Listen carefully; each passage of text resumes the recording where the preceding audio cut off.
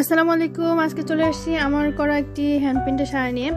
এখানে আমি দেখতে পাচ্ছেন প্রথমে কাপড় নিয়েছি। এইটাতে মূলত পার হিসেবে কাপড়টা লাগাবো। আমি এটা একটা পেজে দেখছিলাম ফেসবুকে, তো সেটা দেখে শাড়িটা দেখে আমার এতই ভালো লাগছে, যার কারণে এই ফার্স্ট টাইম নিজের জন্য কিছু করছি। আমি প্রাইডের শাড়িগুলো নিতে চেয়েছিলাম, কিন্তু প্রাইডের সেম কালার পেলাম না। ব্লু কালার শাড়িটা নিব। পরে পাশে সাহেব বাজারে খুঁজতে গিয়েছিলাম।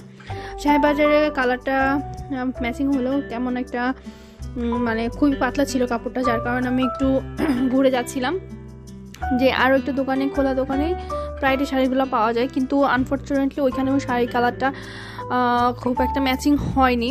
আমি দেখাচ্ছি কালারটা, দেখবেন এই যে ব্লুটা খুবই ডার্ক একটা ব্লু ছিল, যার কারণে আমি এটা নিইনি। পরবর্তীতে ওই যে আগে যেটা দেখলাম পাতলা, ওটা নিয়েছি। কারণ একটা শাড়ি তো একদিনে বেশি পরি না আমি, ওই জন্য ওইটা নিলাম।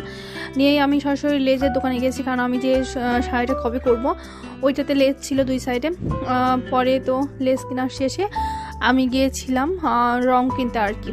তারপরে আরটি মার্কেটের ভেতরে আসলে রঙের দোকানটা, যদিও বা কারো কাজ কপি করা উচিত না, কিন্তু আসলে এটা আমি কপি ঠিক বলা চলে না।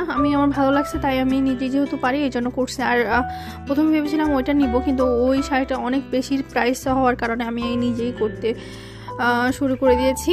তারপরে তো রঙের দোকানে চলে আসছে, এটা আরটি মার্কেটে নিচে। ভাইকে ছবিটা দেখানোর পরে ভাই আমাকে বানাই দিচ্ছিল যে কালার কেমন, কোনটা নিব এটা দেখাচ্ছিল।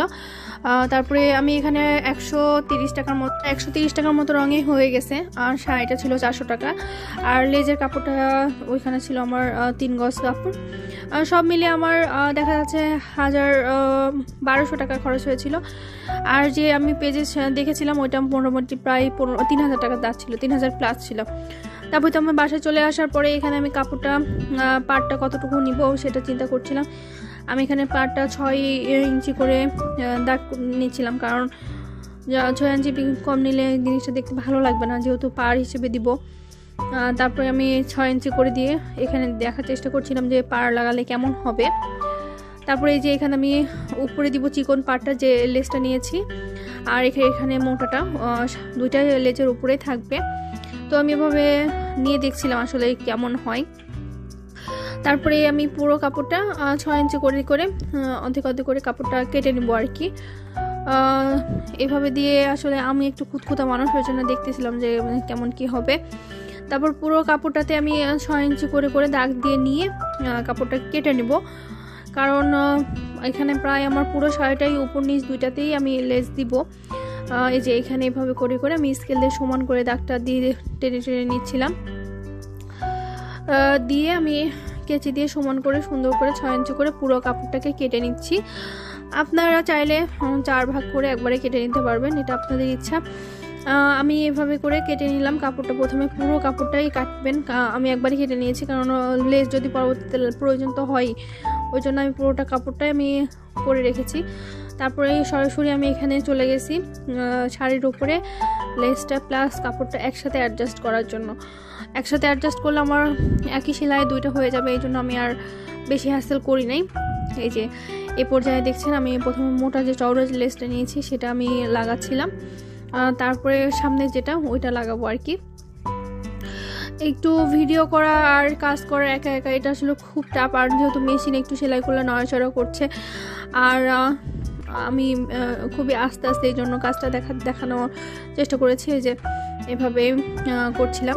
আমার আসলে নিজে টুকটাক কাজ পারি, এই জন্য বাহিরে এই কাজগুলো বাহিরে দেওয়ার মানে পক্ষপাতে আমি না, আমি নিজে করার চেষ্টা করি নিজের কাজ সব সময়।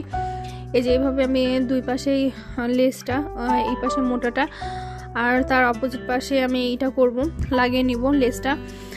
আসলে সম্পূর্ণ ভিডিওতে ওভাবে তো দেখানো সম্ভব না, তারপর আমি যতটুকু সম্ভব হয়েছে আমি লেস লাগানোটা দেখেছি, যে এরকমভাবে পুরোটাতে আমি লেস লাগিয়ে কমপ্লিট করেছি। তারপরে তো আমি যতটুকু পেরেছি, জানি না কেমন মানে ফুলগুলো হয়তো বা সেম টু সেম আমি আঁকাতে পারিনি, তারপর যতটা পেরেছি এখানে একটা পদ্ম ফুলের মতো করে নিয়ে পুরোটাতেই একটা সুন্দর, পুরো কাজটা অনেক বেশি সুন্দর ছিল। আমি আমার মতো করার, যেহেতু নিজে পরবো এই জন্য আমি আমার মতো করে নিচ্ছিলাম। এই যে এখানে পিঙ্কিশ একটা পদ্ম ফুল আর উপরে রেডিশ একটা ভাব থাকবে, আর সবুজ কালার দিয়ে পুরো শাড়িটা এত সুন্দর লাগছে আমার। প্রথম দেখে আমি ফার্স্ট টাইম আমি একটা কোনো শাড়ি দেখে নিজের জন্য করতে ইচ্ছা করছে আর কি। আর রিসেন্টলি ব্লু শাড়ি পরারও খুব ইচ্ছা ছিল, যার কারণে হঠাৎ করে করেছি। এই একটা শাড়ি করতে আমার প্রায় দেখা যাচ্ছে, আসলে রেগুলার করলে খুব একটা দিন সময় লাগে না, আমার 3 দিনও লাগে না একটা শাড়ি কমপ্লিট করতে। কিন্তু আমি আসলে অফিস করে নিজের জন্য এগুলো করার মতো টাইম ম্যানেজ করতে পারি নাই, যার কারণে আমার প্রায় 2 মাস ধরে এই শাড়িটা আমার কমপ্লিট করতে সময় লেগেছে। প্রথমে আমি ফুল এবং কলিগুলো আমি কলি বা পাতা যেটাই হোক আমি সেগুলো আঁকে নিয়েছিলাম। দেন আমি ভিতরে যে ডালপালাগুলো ছিল লতার মতো ওগুলা দিব আর কি। যতটুকু সম্ভব হয়েছে আমি দেখিয়েছি, কারণ একা একা ফোন ধরে রাখা ভিডিও করা সো টাফ, আমার ফোন ছিল না মাঝে মাঝে। আর মধ্যে তো একদিন সম্ভবত আমি করছি, আপনার ওই যে লাইভও করছিলাম এই শাড়িটা করতে করতে। যারা আমার লাইব্রেরিগুলো দেখে তারা হয়তো বা দেখতে পারবে। দেন আমি তো এখানে রেডিশ যে ভাবটা আছে সেটা দিচ্ছিলাম একটু একটু করে, সেটা পুরোটা খুবই কাছ থেকে না দেখা গেলে একটা মানে জাস্ট একটা শ্যাডো আর কি, রেডিশ একটা শ্যাডো এভাবে পুরোটাতে দিচ্ছিলাম। আমি আসলে শাড়িটা বেশি এত এক্সাইটেড ছিলাম যে কবে কমপ্লিট হবে এরকম একটা ভাবনা। দেন এই যে এইরকমভাবে যতটুকু বোঝা যাচ্ছে কিনা আমি বলতে পারবো না, কারণ ক্যামেরাটা এখানে আমি ফুলের শেডগুলো করার চেষ্টা করছিলাম।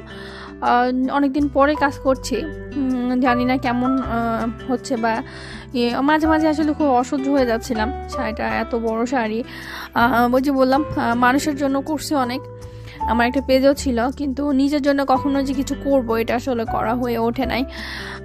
তারপরেও টুকটাক চেষ্টা করছিলাম যতটুকু ধৈর্য কুলাচ্ছিল আর কি। প্রায় 1 মাস কি 1.5 মাস সময় লেগে গেছে আমার শাড়িটা কমপ্লিট করতে।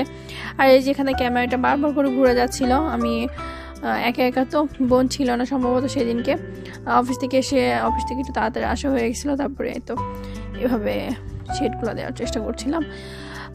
আমার শাড়িটা কমপ্লিট হওয়ার পর অনেক ভালোই লাগছে আসলে, কালার কম্বিনেশনটা অনেক ভালো ছিল আর কি, যার কারণেই শাড়িটা দেখতে অনেক সুন্দর লাগছে যে ফাইনালি এরকম একটা করছি। এই যে আমি পুরো ঘরটার এলোমেলো করে অবস্থা খারাপ আসলে। অনেকে আবার এই যে ভেতরের পাতাটা দেওয়া হয়নি বলে কীভাবে করছি, এই যে আমি এক পর করে কমপ্লিট করতেছিলাম আর এক পিট করে ভিডিও করতেছিলাম একটু এত আমি শাড়িটা নিয়ে করতেছিলাম। তারপরে এই যে ভিতরের পাতাগুলো আমরা এভাবে দিছি আর কি। খুব একটা মানে যত্ন নিয়ে করছি শাড়িটা এরকম না, কিন্তু আমার মনে হচ্ছিল যে কত তাড়াতাড়ি যেন কমপ্লিট হয়ে যায় এরকম। তারপরে এই যে একটু মাথাগুলো এখানে খুব ফাস্ট করছি আমি শাড়িটা নিয়ে কাজ করার জন্য, এত অধৈর্য নিয়ে কাজ করছি যে এখন জাস্ট একটু এটা লাস্টের দিকে তো মনে হচ্ছিল কখন যে কমপ্লিট হবে এরকম। তারপর মধ্যে যে হলুদের যে বৃত্তগুলো সেটা আমি যেরকমভাবে একটা রঙের কাপগুলো দিয়ে গুলা করতেছিলাম হলুদ কালার দিয়ে, তারপরে পুরোটাতে আমি হলুদ কালার, তারপরে এই তো এখানে হলুদগুলা দিয়ে আমি এই যে হলুদের যেগুলো কাপ দিয়ে মুখটা গোল গোল করে নিয়েছিলাম, ওইটা আমি এখানে পুরোটা হলুদ রং দিয়ে ভরাট করছিলাম আসলে ঘরগুলা। তারপরেই তো হলুদেরটা শেষ হলেই আমার মোটামুটি এটার কাজ শেষ হয়ে যেত। আসলে দেখানোর একটু পুরোটাই চেষ্টা করছি, যদি কারোর কোনো ইনকোয়ারি থাকে শাড়িটা বিষয়ে তাহলে একটু জানাবেন, আমি ইনফরমেশন দেওয়ার চেষ্টা করব। আমি ফাইনালি লাস্টে লুক আমার শাড়িটা পরে কেমন লাগছিল দেখাই দেওয়ার চেষ্টা করছি। এই যে এখানে পুরোটা শাড়িটা কমপ্লিট হওয়ার পরে এই যে এখানে হলুদটা কমপ্লিট হওয়ার পরে এখানে আবার হলুদটার মধ্যে এই যে এই রাউন্ড এই জিনিসটা আসলে শাড়িটাকে একটু অন্যরকম লুক নিয়ে আসছিল আর কি। এই কাজটা প্রায় এই যে লাস্টের দিকে এইগুলো দিলে শেষ হয়ে যাবে। আমাকে তো শাড়িটা পরে কেমন লাগছে